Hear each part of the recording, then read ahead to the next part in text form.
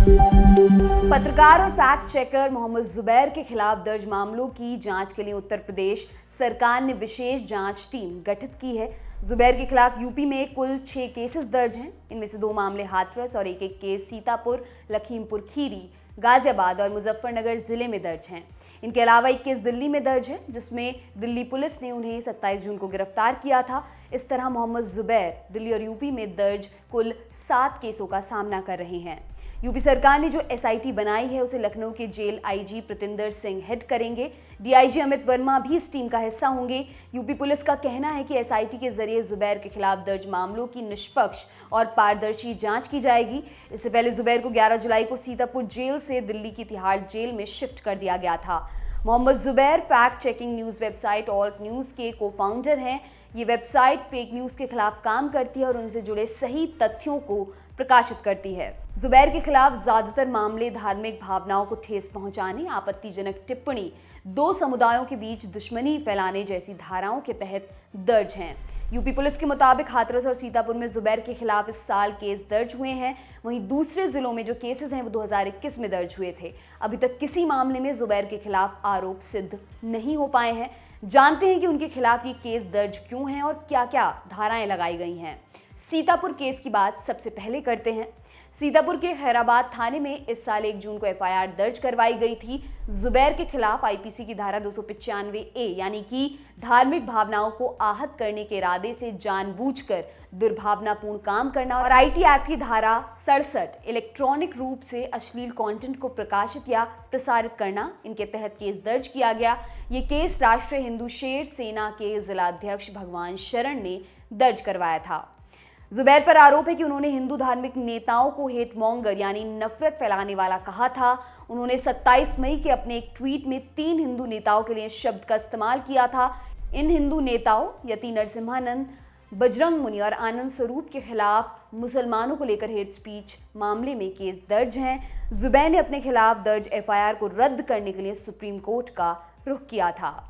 फिलहाल इस केस में सुप्रीम कोर्ट के आदेश के बाद जुबैर को गिरफ्तारी से राहत मिली हुई है। मामले में सुप्रीम कोर्ट ने जुबैर को अंतरिम जमानत दी थी, जो 7 सितंबर को अगली सुनवाई तक जारी रहेगी। 12 जुलाई को कोर्ट ने यूपी पुलिस को 4 हफ्ते में जवाब दाखिल करने को कहा है।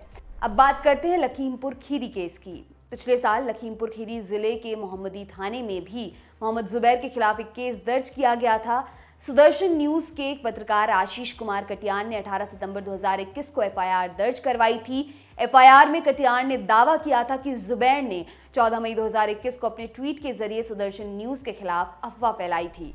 इस मामले में भी जुबैर पर धार्मिक भावनाओं को ठेस पहुंचाने का आरोप लगा था। उनके खिलाफ आईपीसी की धारा 153A यानी कि समुदायों के बीच दुश्मनी को बढ़ावा देना, इसके तहत केस दर्ज किया गया था। 11 जुलाई को जिले की स्थानीय अदालत ने जुबैर को 14 दिन की न्यायिक हिरासत में भेजने का आदेश दिया था।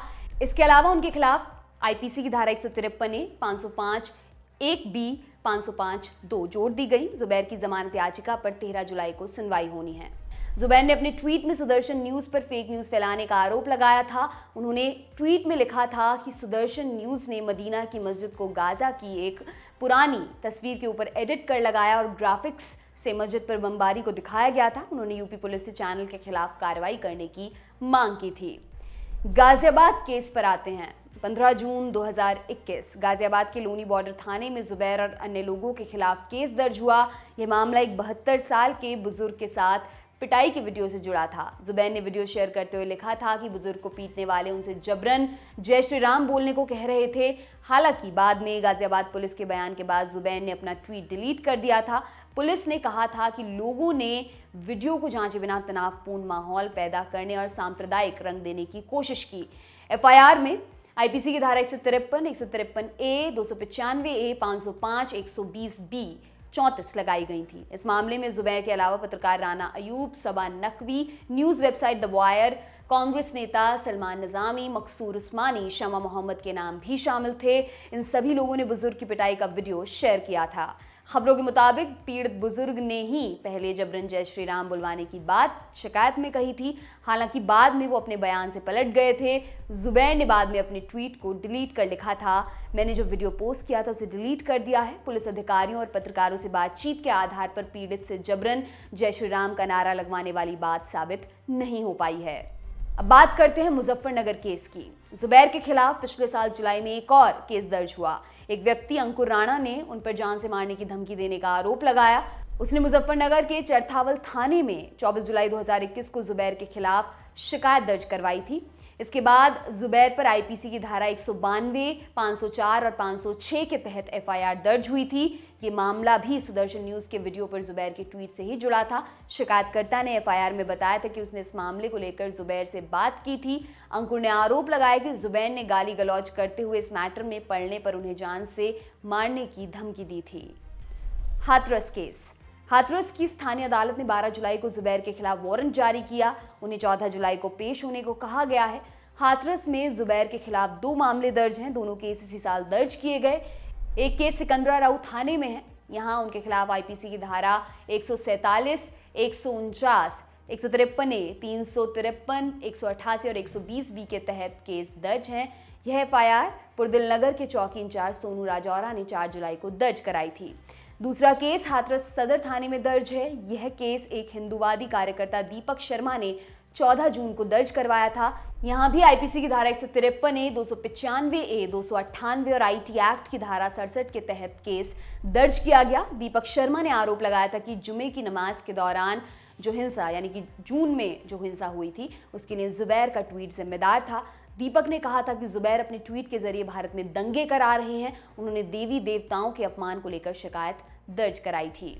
यूपी पुलिस ने 12 जुलाई को अपने बयान में कहा है कि जुबैर के खिलाफ मामलों की जांच के दौरान एसआईटी सभी जिलों की स्थानीय पुलिस से सहयोग लेगी।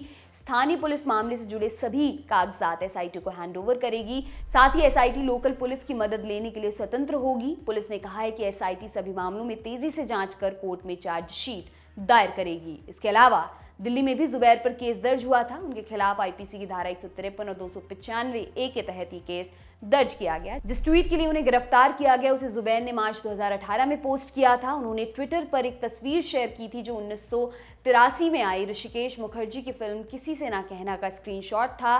तस्वीर में हनुमान होटल लिखा दिख रहा था। इसी तस्वीर को शेयर करते हुए उन्होंने ट्वीट में लिखा था 2014 से पहले हनीमून होटल, 2014 के बाद हनुमान होटल। पिछले महीने एक ट्विटर यूजर ने दिल्ली पुलिस को टैग कर इस ट्वीट के खिलाफ कार्रवाई करने की अपील की थी। इसी पर कार्रवाई करते हुए दिल्ली पुलिस ने उन्हें गिरफ्तार किया। एफआईआर में लिखा है कि जुबैर ने एक विशेष समुदाय की धार्मिक भावनाओं को अपमान करने के इरादे से पोस्ट किया था। बाद में जांच के दौरान जुबैर की वेबसाइट ऑल्ट न्यूज़ पर दिल्ली पुलिस ने विदेशी फंडिंग कानूनों के उल्लंघन का आरोप भी लगाया। आईपीसी की धारा 120B, 201 और विदेशी चंदा नियमन कानून की धारा 35 भी जोड़ दी गई। 14 जुलाई को दिल्ली कोर्ट में उनकी जमानत याचिका पर सुनवाई होनी है। आपके लिए खबर लिखी हमारे साथी साकेत ने। मेरा नाम है दिव्यांशी। देखते रहिए लल्लन टॉप यूपी। शुक्रिया।